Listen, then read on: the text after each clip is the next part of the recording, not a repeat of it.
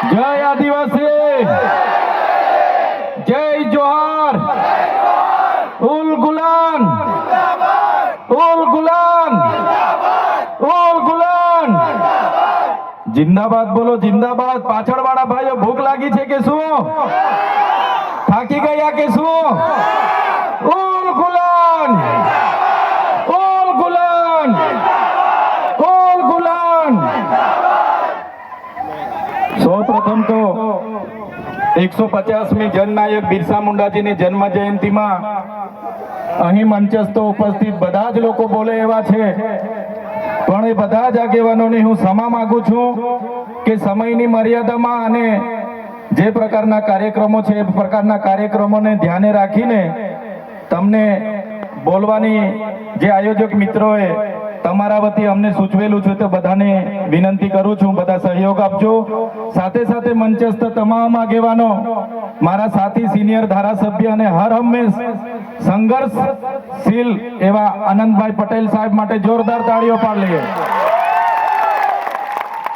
એવા જ આ વિસ્તારના સાથી આગેવાન એવા શેરખાનભાઈ, ડોક્ટર દયારામભાઈ, દેવેન્દ્રભાઈ, હરિસિંહભાઈ વસાવા, સાથે નિરંજનભાઈ વસાવા, પિયુષભાઈ પટેલ, યુવરાજસિંહભાઈ જાડેજા, રજનીભાઈ વસાવા, વનરાજભાઈ વસાવા અને આ વિસ્તારના દરેક પદાધિકારીઓ, તાલુકા પંચાયતના, જિલ્લા પંચાયતના સભ્યશ્રીઓ, સરપંચશ્રીઓ, પૂર્વ સરપંચશ્રીઓ, મુખીઓ, પટેલો, સંતો, મહંતો, વડીલો, આગેવાનો, માતા બહેનો અને સૌને મારા ઉલ ગુલાન જિંદાબાદ। સાથીઓ, બિરસા મુંડાની વાત આગળના આપણા વક્તા આનંદભાઈએ કરી। એમનો જન્મ 1875માં ખૂંટી જિલ્લાના ઉલહતુ ગામમાં થયો।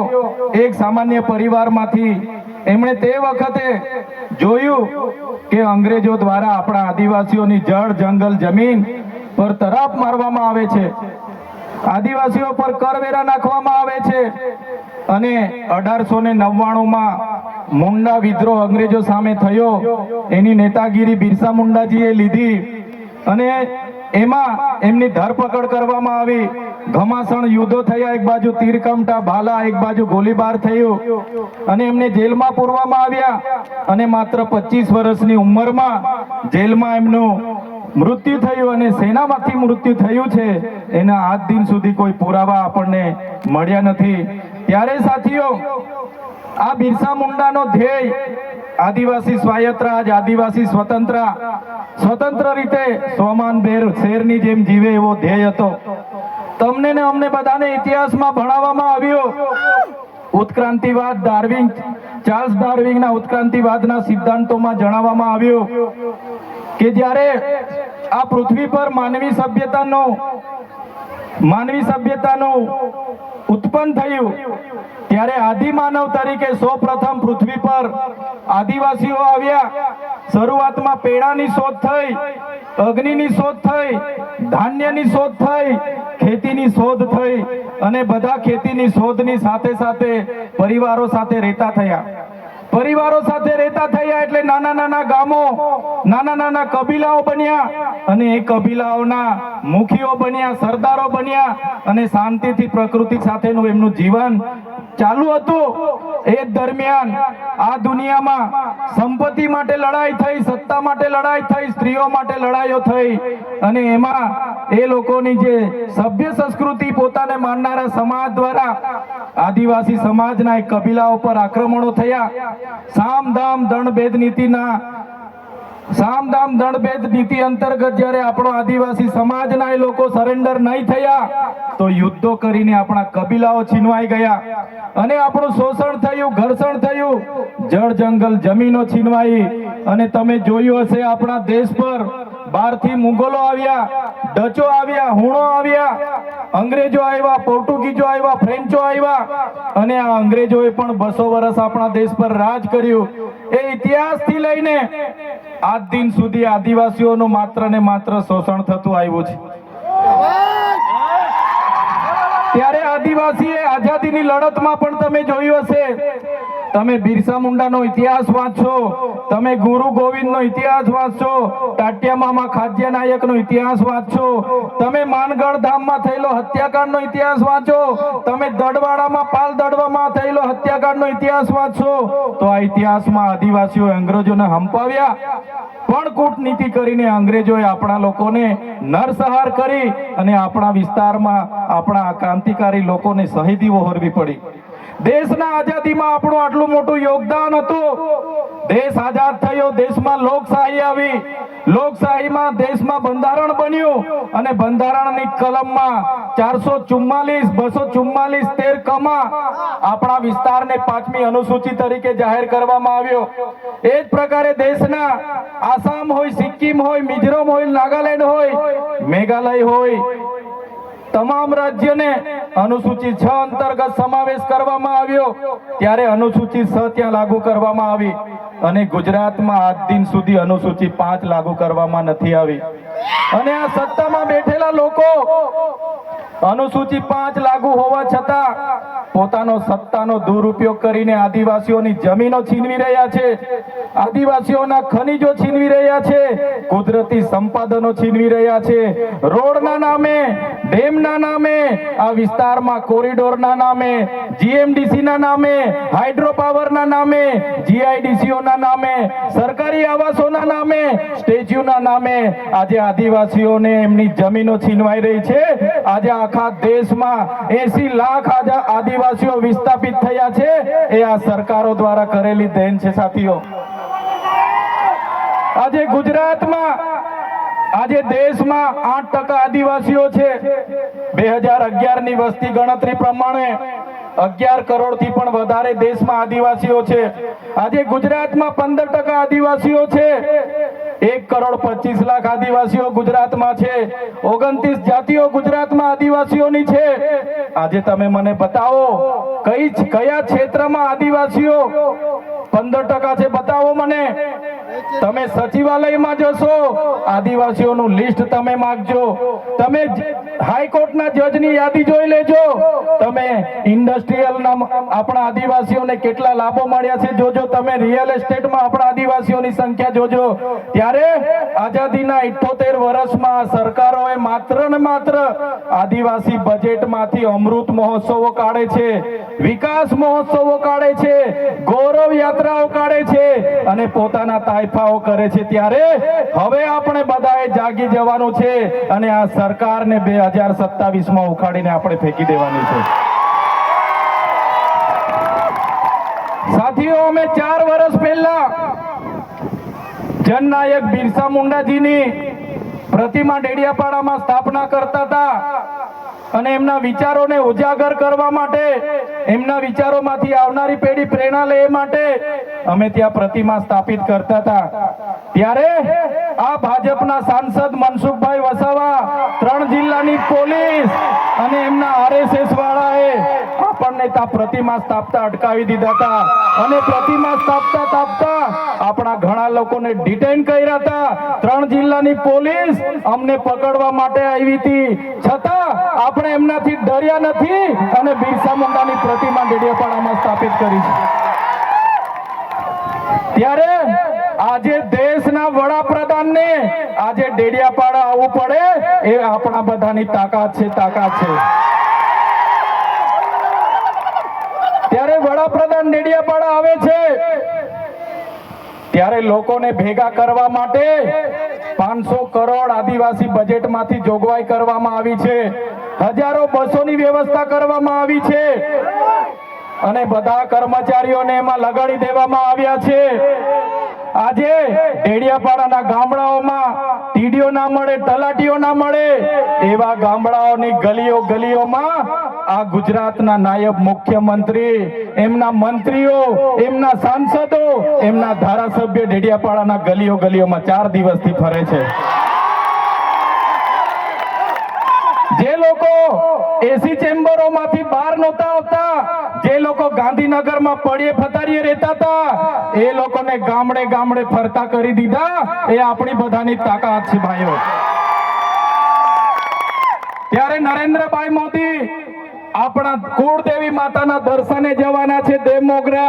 દેવમોગરા એ મહારાષ્ટ્ર, મધ્યપ્રદેશ, ગુજરાત અને રાજસ્થાનના લાખો લોકોનું આસ્થાનું કેન્દ્ર છે. અને દેવમોગરા જઈને રાજનીતિ જ્યારે કરવા માંગે છે ત્યારે નરેન્દ્રભાઈ મોદીને હું આ મંચ પરથી કહેવા માંગુ છું, તમને જો આદિવાસીઓ માટે હિત હોય તમે દેવમોગરા જજો, તમે હિજારી લઈને આવજો, તમે મવડાનો ચોખ્ખો દારૂ એક બોટલ લઈને આવજો, તમે એક મરઘો લઈને આવજો, એક બકરો લઈને આવજો, દર્શન કરીને એની પ્રસાદી કરીને તમે ત્યાં જ જમીને પછી જજો. ત્યારે અમે માનીશું કે તમે આદિવાસીઓના હિતેચ્છુ છો. તમે આદિવાસીઓ માટે આજ દિવસ સુધી તમે 24 વર્ષથી રાજનીતિમાં છો. આગળ મુખ્યમંત્રી હતા, હમણાં વડાપ્રધાન છો. આદિવાસીઓ આજે શિક્ષક માટે આંદોલન કરે છે, શાળા માટે આંદોલન કરે છે, નર્મદાના પાણી માટે આંદોલન કરે છે, પોતાની જમીનો બચાવવા આંદોલન કરે છે, જીએમડીસી હટાવવા આંદોલન કરે છે, જીઆઈડીસીઓમાં રોજગાર માટે આંદોલન કરે છે. ત્યારે નરેન્દ્રભાઈ મોદીજીને કહેવા માંગુ છું, હવે અમે લડેંગે, જીતેંગે, જિંદાબાદ, મુર્દાબાદ આવેદન નિવેદન કરવા માંગતા નથી. હવે અમે લડવા માંગતા નથી. હવે ધરણા પ્રદર્શન બંધ, હવે આંદોલન બંધ. જો અમારી 5મી અનુસૂચિ, જો અમારા પૈસા એક, જો અમારી અનામત, જો અમારી 73 એની જમીનોને આવનાર દિવસોમાં જીએમડીસી ના નામે માગશો, માલસામોટ પ્રોજેક્ટના નામે માગશો, હાઇડ્રો પ્રોજેક્ટના નામે માગશો, અણુ મથકના નામે માગશો, તો અમે આંદોલન નથી કરવાના, અમે નેપાળવાડી કરવા માટે ગાંધીનગર આવવાના છે.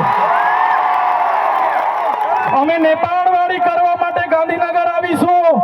તે દિવસે તમારો ને અમારો સામનો થશે, તે દિવસે ખબર પડશે ઓરિજિનલ આદિવાસીઓ કોણ છે તે. ત્યારે કેટલાક મીડિયા વાળા મિત્રોએ મને પૂછ્યું, તમારા ડેડિયાપાડામાં નરેન્દ્રભાઈ મોદી આવે છે, તમારું બધું પૂરું થઈ જાય. ત્યારે મેં મીડિયા વાળાને મિત્રોને કીધું, નરેન્દ્રભાઈ મોદી આવીને જાય પછી એમના મિત્ર ડોનાલ્ડ ટ્રમ્પને પણ લઈ આવજો, અમારા લોકોને ક્યાંય ફેર પડવાનો નથી. હવે અમારા લોકો જાગી ગયા છે, અધિકારોની વાત કરીએ છીએ. સંવિધાન અધિકારો અમને આપો, સામાજિક અધિકારો આપો. અમને જે મળેલી અમારા અધિકારોની વાત અમે કરીએ છીએ ત્યારે અમને ખબર પડી ગઈ કે આદિવાસી સમાજ હવે જાગૃત થયો છે. ત્યારે બિરસા મુંડાના રથ જ્યારે લઈને ફર્યા, એમના મંત્રી તંત્રી મારું નામ લઈને મને ગાળ બોલે કે પેલો ચૈતર વસાવો અહીંયા આવે છે, આમ કરે છે, તેમ કરે છે, ફલાણું કરે છે, ઢીકડું કરે છે. એ મંત્રીઓને પણ કહેવા માંગુ છું, એ પ્રદેશ પ્રમુખને પણ કહેવા માંગુ છું, ચૈતર વસાવાને ગાળ બોલવાથી અમારા આદિવાસીઓનું ઉત્થાન નથી થવાનું. તમે આદિવાસીને ઉત્થાનની વાત કરો.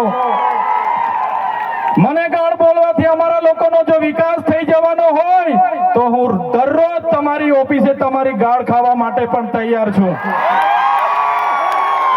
સાથીઓ, અમે આનંદભાઈ સાથે વિધાનસભામાં લડીએ, રોડ પર લડીએ, સદન પર લડીએ અને આદિવાસીઓની ન્યાયની વાત કરીએ, અધિકારની વાત કરીએ. આ લોકોને ગમતું નથી. આનંદભાઈ પર અનેક કેસ થાય, મારા પર અનેક કેસ થાય, અમને જેલોમાં નાખવામાં આવે, પણ અમે આ સરકારની જેલોથી અમે ડરવા વાળા લોકો નથી, અમે લડવા વાળા લોકો છે. સાથીઓ, આ મંચ પરથી કહેવા માંગીએ છીએ, આ ચૈતર વસાવાના, અનંત વસાવાને જ્યારે સમાજની જરૂર પડશે અમે આ ધડ ધરવા માટે પણ તમારી સાથે તૈયાર છે. આ ધડ ધરવા માટે પણ અમે સમાજ માટે તૈયાર છે. એક ગુજરાતના મુખ્યમંત્રી ભૂપેન્દ્રભાઈ પટેલ, એક ગુજરાતના ઉપમુખ્યમંત્રી હર્ષભાઈ સંઘવીની પોલીસમાં પાણી નથી કે આ ચૈતર વસાવાના આનંદ પટેલને એરેસ્ટ કરી શકે. ત્યારે સાથીઓ, જાગવાની જરૂર છે. આગળ ડોક્ટર સાહેબે કીધું, આપણી જે મૂળ સંસ્કૃતિ છે આપણે ભૂલી જાયેલા.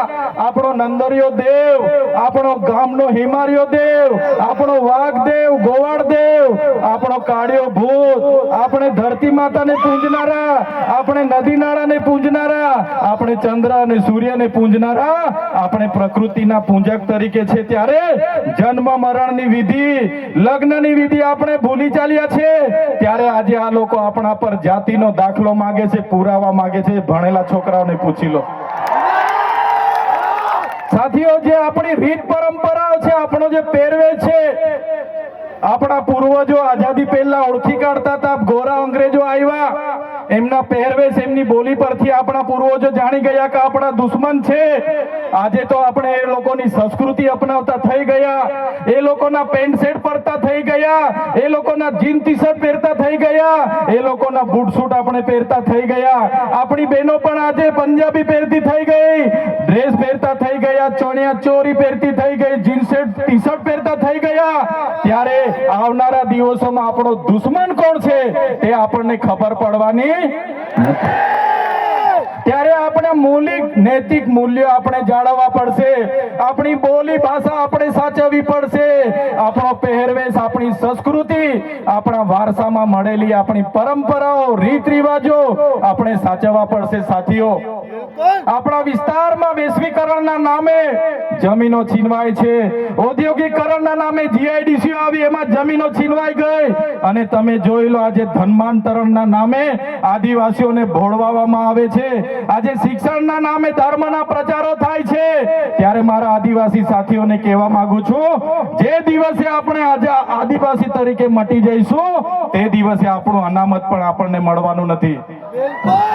તે દિવસે આપણે જમીનો પણ બચાવી નથી શકવાના. સંવિધાને આપેલી જળ, જંગલ, જમીન પરના અધિકારો પણ નથી બચાવી શકવાના.